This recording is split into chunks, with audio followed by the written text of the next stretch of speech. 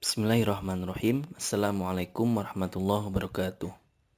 Teman-teman sekalian, siapa sih di sini yang sempat ragu ketika teman-teman baca Al-Quran yang dari Arab? Nah, karena memang Al-Quran cetakan Arab dan juga cetakan Indonesia itu ada sedikit perbedaan. Namun perbedaan ini tidaklah membedakan cara baca dan juga artinya. Nah, berikut perbedaan penulisan baik itu tanda baca ataupun yang lainnya dari Al-Quran cetakan Arab dan juga cetakan Indonesia. Nah, di sini ada contohnya ya. Yang atasnya itu yang cetakan Arab, sedangkan yang bawahnya cetakan Indonesia. Yang pertama, tanda sukun. Tanda sukun itu ditulis dengan tanda seperti bulan sabit di atas huruf.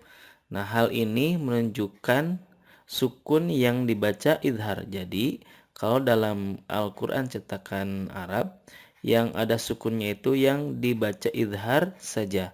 Selain idhar, itu tidak dicetak tanda sukunnya. Contoh di sini. Ma aghna anhu maluhu wa ma kasab. Nah, anhu itu nun sukunnya ada sukunnya. Kemudian contoh lainnya. Alam taru kaifa fa'ala rabbuka bi ashabil fil. Nah, kata alam, lamnya itu ada, mimnya ada sukunnya. Kemudian kaifa, ya-nya ada sukun karena memang izhar ya. Bi asha juga ada tanda sukunnya.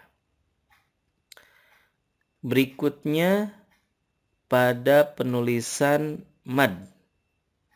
Nah, penulisan mad pada waw dan ya itu tidak ada harokatnya dan juga tidak ada tanda sukunnya. Sedangkan kalau di Al-Quran Indonesia itu ada tanda sukunnya. Contoh, fiha a'udzu. Fiha, ya-nya tidak ada sukunnya. Kemudian a'udzu, u-nya itu tidak ada sukunnya. Sedangkan kalau di cetakan Indonesia ada sukunnya. Kemudian ada huruf tanpa harokat dengan tasydid huruf setelahnya.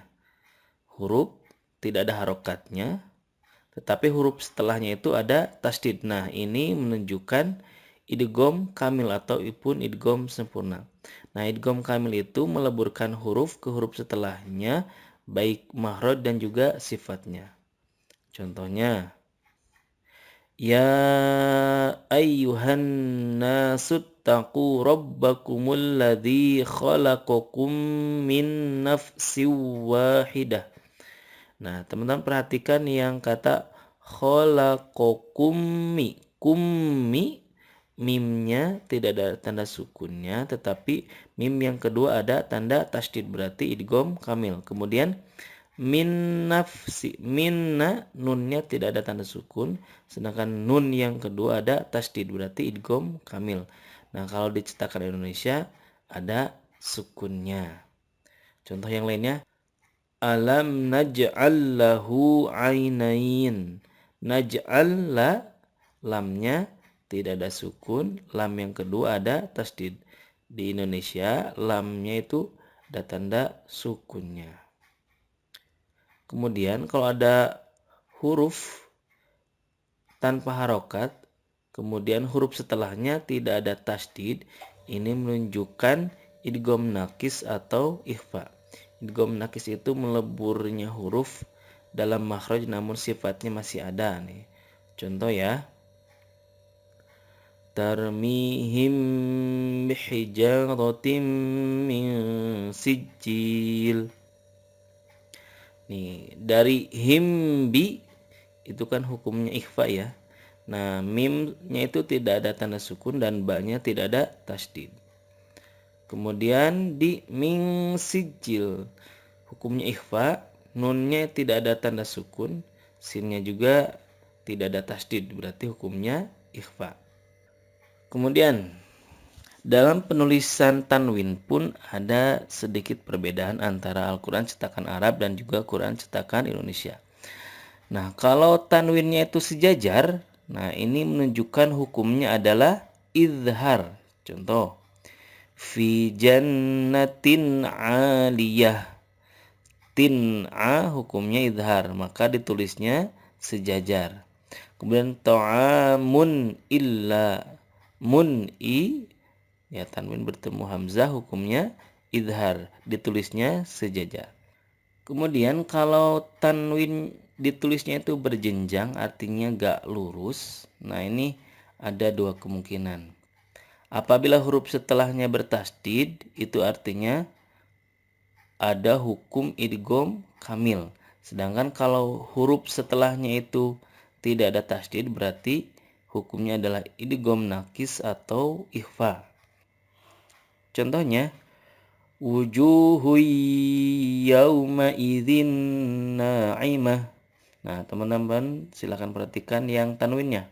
Hui dan juga zin. Nah, kalau huya itu kan idghamnya idgham nakis, sehingga tanwinnya dibuat seperti angka 99 ya. Biasanya kan seperti 69 ya kalau dhammah tanwin itu. Nah, ya-nya tidak ada tasdid. Kita gak boleh bacanya wujuhun yau, nggak gitu. Tapi wujuhui diidgham, tapi idghamnya idgham nakis. Kemudian kalau dhinna itu nunnya ada tasdidnya. Ini menunjukkan idgham kamil. Nah, dibacanya yauma idzinna. Nah, kalau teman perhatikan di Quran cetakan Indonesia itu tanwinnya ya sama aja, mau itu idgham, idhar ataupun ikhfa, penulisan tanwinnya sama saja. Contoh yang lainnya di sini. Au it'amun fi yaumin dzi masghobah. Nah, di sini ada ikhfa ya. It'amun fi, karena ikhfa ditulisnya begini 99 bukan 69 ya. Kemudian yaumin dzi. Nah, kalau teman-teman perhatikan lebih jeli lagi, min dzi tanwinnya itu agak berjenjang gitu. Gak lurus banget karena ini bukan izhar melainkan ikhfa. Nah, kalau ada mim kecil yang terdapat di atas nun mati atau di samping harokat, menunjukkan hukum iqlab. Nah, ketika iqlab kalau di Indonesia ditulisnya dengan tanwin, tapi yang dari Arab itu menggunakan harokat tunggal. Contoh, man ba'atsana alimum bidzati. Nah, man ba'atsana, nunnya itu tidak ada sukunnya, hanya saja ada mimnya, itu mim berekornya ke bawah. Nah, itu hukum iqlab. Begitupun kalau yang tanwin alimum bidza nih. Nah, ini bukan tanwin penulisannya pakai harokat tunggal di sini, tetapi cara bacanya ada alimum bidza, sama ya. Nah, ingat ya, mimnya itu ekornya harus ke bawah, karena kalau ada mim kecil yang ekornya itu ke kiri ya atau ke samping, itu menunjukkan tanda waqaf lazim ya. Selanjutnya penulisan huruf kecil. Nah, kalau ada huruf ditulis kecil nih, ini menunjukkan huruf yang ada dalam bacaan namun tidak ada dalam tulisan.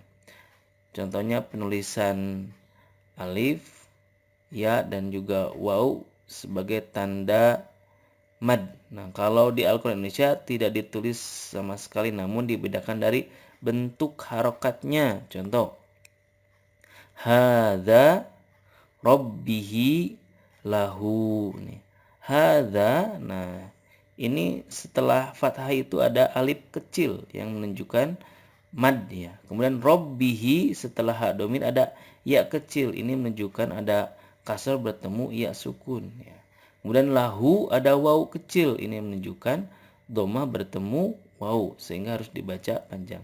Nah, kalau di Quran Indonesia cara penulisan harokat yang beda. Hadza jadi harokat fathahnya berdiri, rabbihi harokat kasrahnya itu lurus gitu ya, bukan miring. Kemudian lahu yang biasanya seperti angka 9 ditulis seperti angka 6 dhammahnya.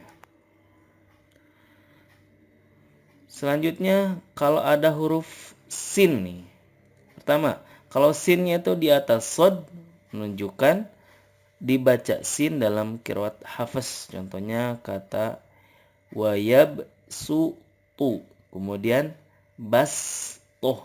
Nah, ada huruf sin di atas sod, maka ini sodnya harus dibaca sin. Nah, kalau ada huruf sin di bawah sod, ini berarti sod tersebut boleh dibaca sod atau dibaca sin, namun lebih masyhurnya dilafalkan dengan sod seperti tulisannya. Contohnya amhumul musaytirun, ini boleh dibaca amhumul musaytirun. Nah, kalau penulisan sinnya itu di bawah, ingat berarti tandanya boleh sod, boleh sin. Kalau di atas saja itu harus dibaca sin.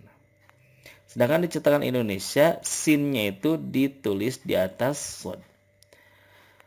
Kemudian kalau teman-teman menemukan huruf sin di akhir kata, ini ya, sin ya, di akhir kata itu menunjukkan saktah. Saktah itu adalah berhenti sejenak tanpa bernafas. Contohnya di surat Yasin nih.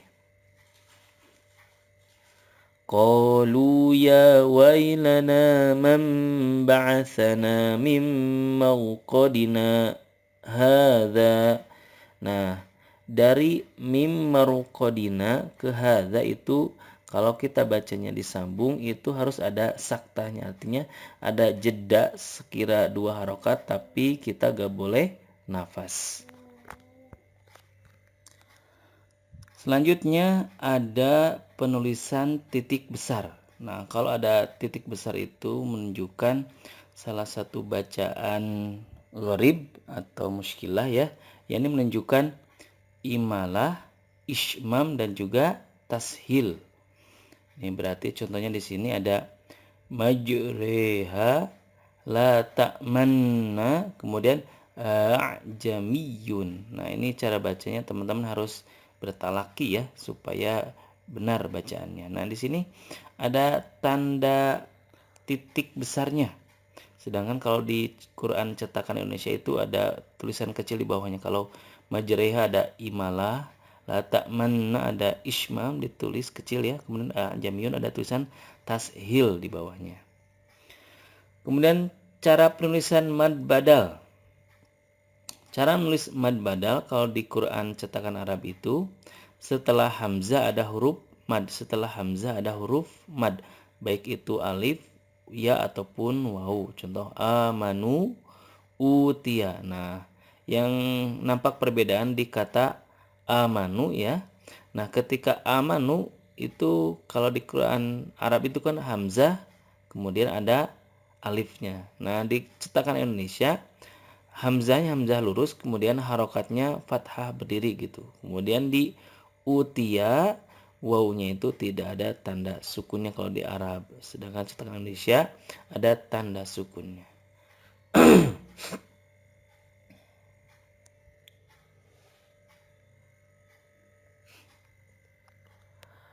Berikutnya penulisan ya di akhir kata.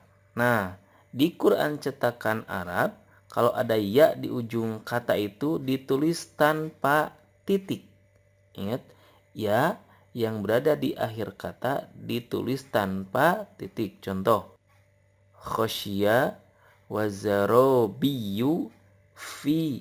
Nah, ya yang ada di ujung kata ini tanpa titik, tapi tetap harus dibaca ya. Sedangkan di Quran Indonesia tentunya masih ada titiknya. Selanjutnya penulisan hamzah. Dalam menulis hamzah koto yang berbentuk alif, maka disertakan bentuk hamzahnya.